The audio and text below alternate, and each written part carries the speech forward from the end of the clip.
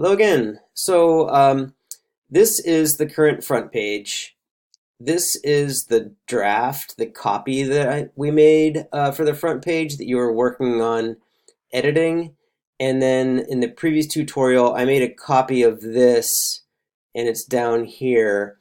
And I'm going to use this as our example for going through and looking at the Yoast SEO functions a little more in depth here. So we're going to go ahead and edit this page, and this is one I titled Home. This could be a potential, if you want to make whatever edits in here, I can copy and paste them into here for you. I'll show you. It's pretty straightforward when you open it in two separate tabs. But so again, this is the title of the page. If you duplicate a page, we want to edit this and make this different.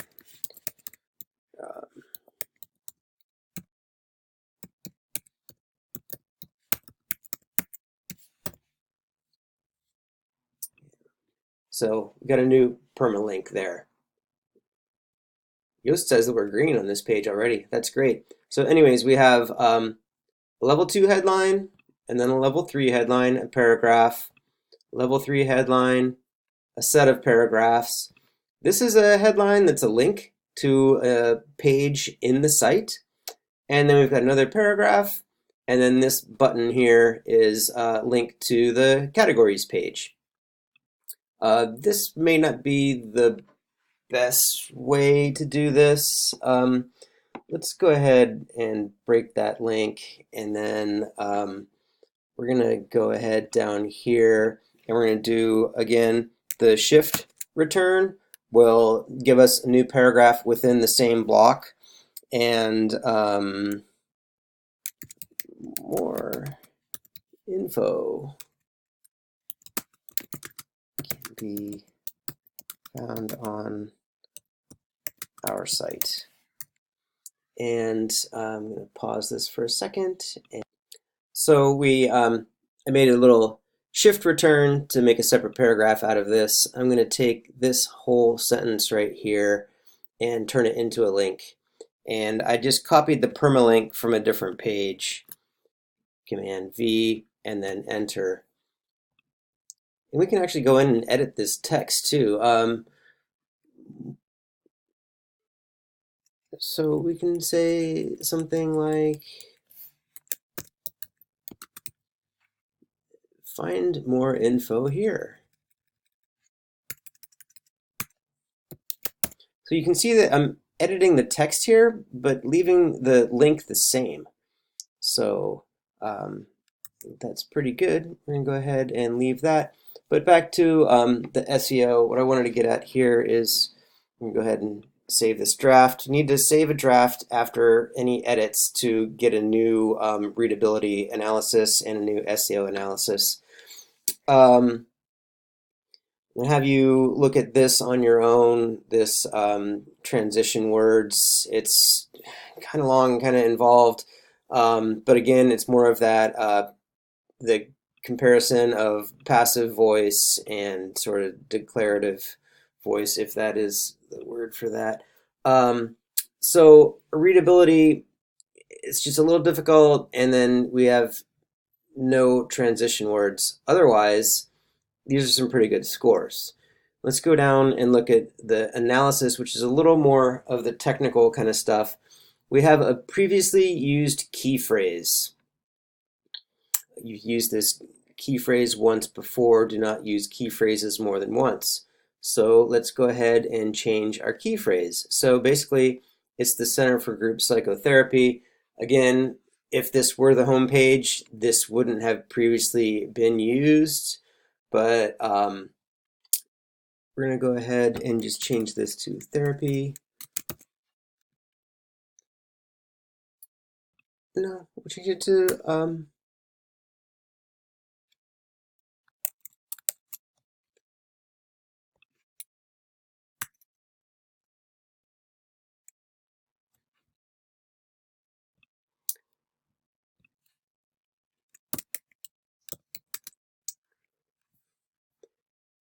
so it's hard to get into hypotheticals when if this were the home page, this wouldn't be duplicate content. So this is kind of moot at this point.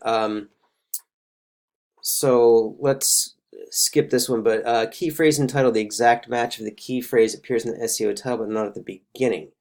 So the key phrase in the title, so we've used Center for Group Psychotherapy, but not at the beginning is what it's complaining about down there. Again, if this were the home page,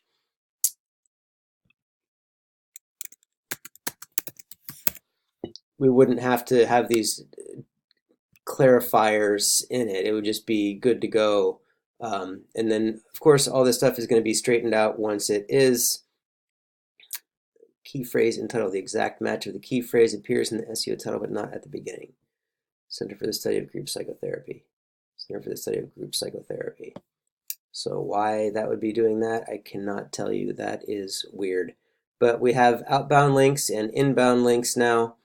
Internal links, and that's like this is internal, this is an internal link, this is an outbound link. So that's great content to have. We're looking for image alt attributes. We don't have any images. It's encouraging images. I would really encourage you to add images to posts, primarily because when we are on the posts page, go ahead and grab that page for you here. When we are on the archive page for the blog, we don't have any images. It's just all text, and it's not really the best way to go about that, especially if you're trying to engage your users. People are drawn to images. So there's that. One thing we can do is when we're adding posts, we can use the set featured image function over here, and that would add an image to that block. I can get you a couple links to some different places where you can get free images, and you can just have something that would be like a nice background image. Again, so that's images, and then if you do add an image, you have to have the alt attribute, and I can show you what that is. We're going to set featured image just for the sake of argument. We'll go ahead and use this one here. Our alt text would be something like group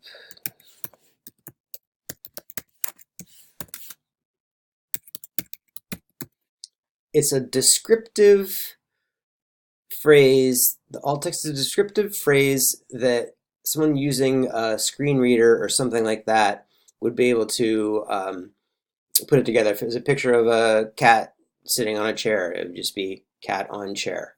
It doesn't need to really get terribly descriptive, but you definitely want to have something like that going on.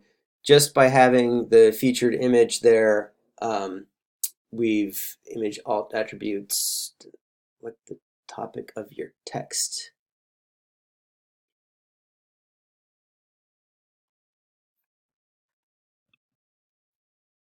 Group psychotherapy.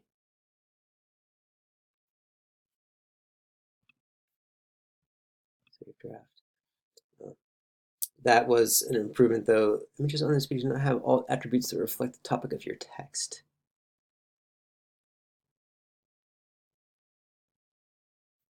Oh, interesting. It's asking to add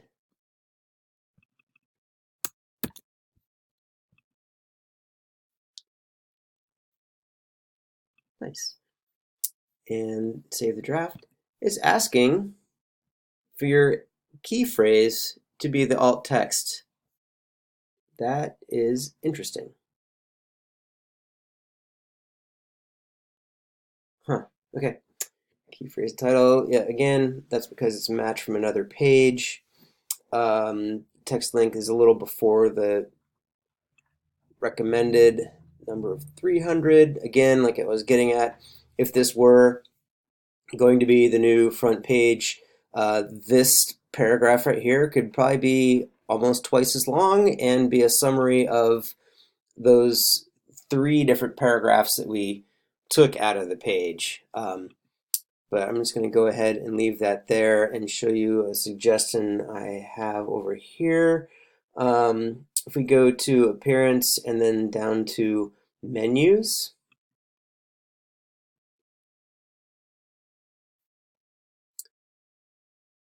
most recent pages is this, the who, what, why of psychotherapy. So that's the page I took the lower half of the home page and turned it into its own page. And once we select that, we can go ahead and add to menu. And we can go ahead and put that as a sub item under About to right there. And we can save the menu. And then if we, let's see, get back in there. If we go ahead and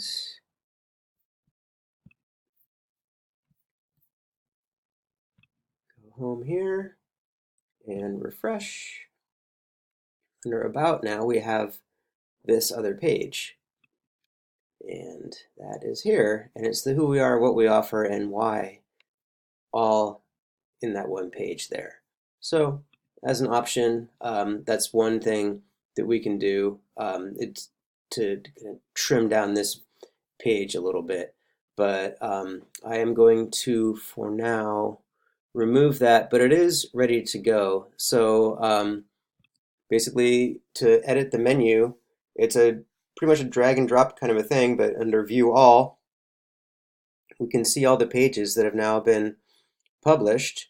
And once we have the new one ready to go, for example, if you finished off this edit I made of that one, or it hasn't been published, but the other draft that we're working on for home, you would simply click, add to menu, and then once it's over here, you can click on it, drag it, and move it to where you would like it to be in the hierarchy. And then when we're done, press Save Menu. I'm curious what this is right here.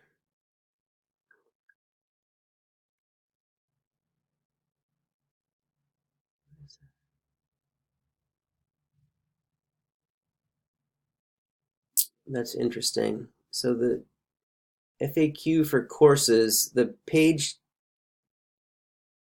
that's the original page title, but the label is that in bold. Interesting.